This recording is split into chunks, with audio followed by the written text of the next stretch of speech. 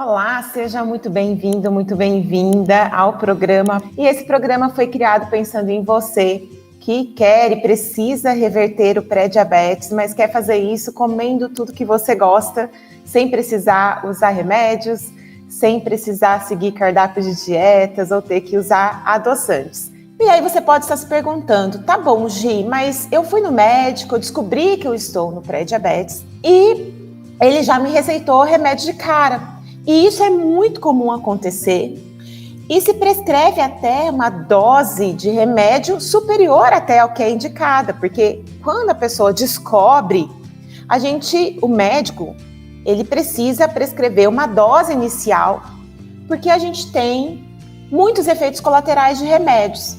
E eu não vou entrar aqui no detalhe de cada remédio, porque a gente tem várias classes de remédios, cada um atuando no corpo de uma forma. Mas existe um que é mais comum, que é mais recomendado, é um dos mais recomendados, que é a metformina, né, que é o Glifage. E o Glifage, ele começou a ser utilizado no tratamento do diabetes tipo 2 e tipo 1, como auxiliar. Mas ele começou a ser muito prescrito também para a prevenção do diabetes, que é quando a pessoa está na fase do pré-diabetes. Então a pessoa descobre que está ali com a glicemia girando em torno de 115, 120, acima de 100 e até ali uns 130 e pouco, né? Onde seria possível a pessoa reverter, onde seria possível você reverter, mas já se prescreve o remédio. E por que isso está acontecendo? Eu imagino que seja pelo histórico que eu tenho recebido dos meus alunos, dos meus seguidores, das minhas seguidoras. Eu entendo que o médico, seja um endócrino, seja um clínico geral, o médico que está cuidando dessa pessoa, que recebeu essa pessoa, que pode ser você, com pré-diabetes, pelas experiências dele, pela vivência dele, esse médico ele deve ter percebido que a pessoa não consegue, a maioria das pessoas não consegue mudar os hábitos. E se você pegar a bula do remédio, lá está escrito assim, que o remédio, ele pode ser indicado na prevenção do diabetes mellitus tipo 2, quando existem algumas condições como sobrepeso, alguns fatores de risco associados ao pré-diabetes, ao açúcar no sangue alterado. E se a dieta e os exercícios não resolveram o problema. E é comum você encontrar na bula também o termo se a dieta, se as mudanças, se as dietas e os exercícios intensos, se essa estratégia foi feita de forma intensa e mesmo assim não resolveu. E aí a gente tem um problema, porque quando a pessoa descobre que está com pré-diabetes e o médico fala assim, vai no nutricionista, ele não prescreve remédio, ele manda você para o nutricionista ou para o endócrino. E qual que é o padrão?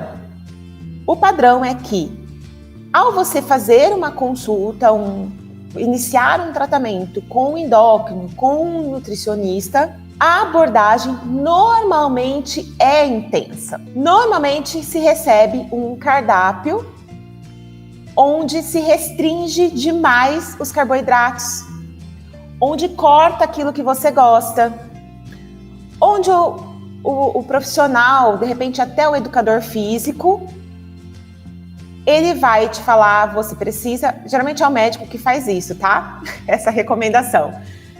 Mas pode ser que aconteça com o educador físico também. Vai falar para você que você tem que caminhar todos os dias, que você tem que fazer caminhadas longas de 40 minutos, 50 minutos, 1 hora. E você está sedentário ou está sedentária e você não consegue colocar em prática essas estratégias de uma dieta restritiva, de ter que seguir um cardápio com horários, com quantidades, com alimentos que você não gosta, que você não tem o hábito, que são caros, que tem horários que não condizem com a sua realidade ou com o seu momento de vida. De repente você tem filho pequeno, de repente mora com os filhos e os filhos têm outro ritmo. e aí você não consegue aplicar aquilo na sua rotina e também não consegue fazer exercícios. Pelo menos não consegue fazer da forma adequada, você tenta ali fazer caminhada, você começa a caminhar e caminhar e caminhar e caminhar, e aí você começa a perder muito peso nessas tentativas de fazer dieta e fazer muito exercício, você começa a perder muito peso. Só que esse peso perdido, ele acaba sendo muito de massa magra. Você acaba perdendo muito músculo, você acaba desidratando. Quem faz dietas com restrição de carboidratos, com corte de carboidratos, acaba desidratando, perdendo muita água. Quando a gente come o carboidrato, junto com esse glicogênio, né, que vem do carboidrato, essa energia que vem do carboidrato, a gente acumula muita água e isso é maravilhoso para o nosso corpo, para a nossa massa magra. Até para a nossa autoestima, porque a gente fica com mais vício, né, com mais firmeza no corpo, porque nós estamos hidratados. E aí quando você faz essa dieta com restrição de carboidrato, você acaba perdendo essa massa magra, você acaba desidratando, perdendo muito peso.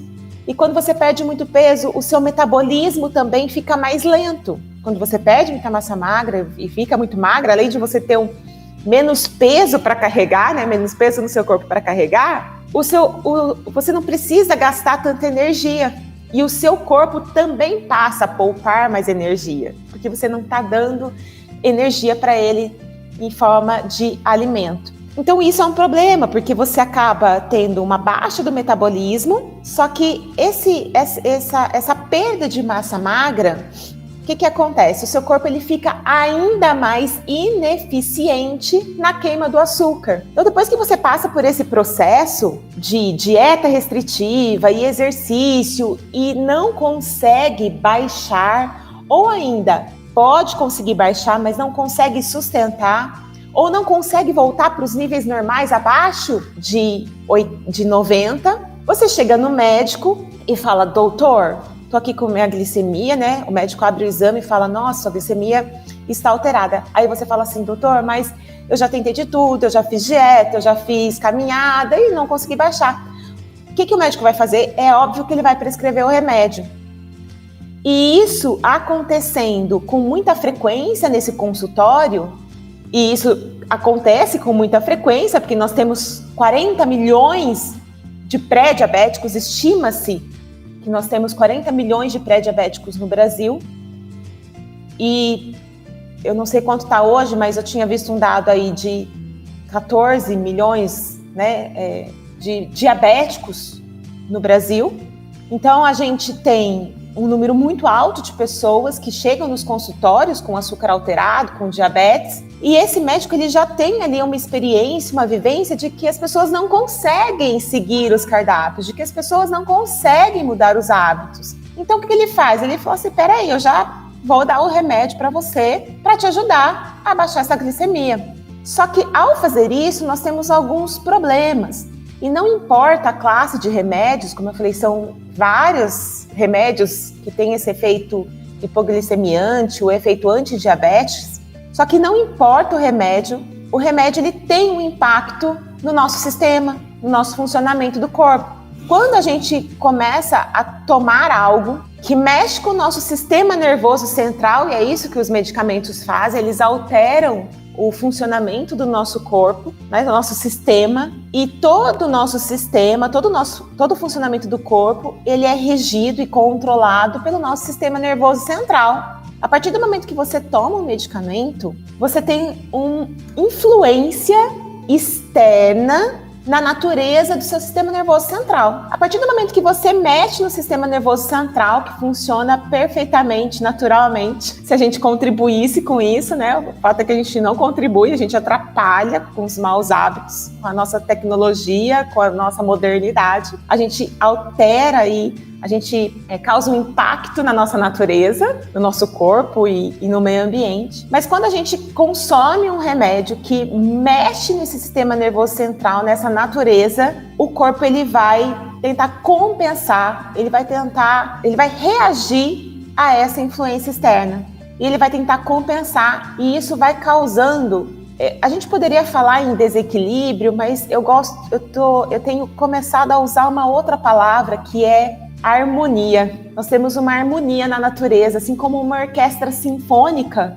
Quando você ouve uma orquestra sinfônica que é harmoniosa, é gostoso de ouvir, né? Funciona redondinho. E a natureza também tem uma harmonia. E o nosso corpo é natureza.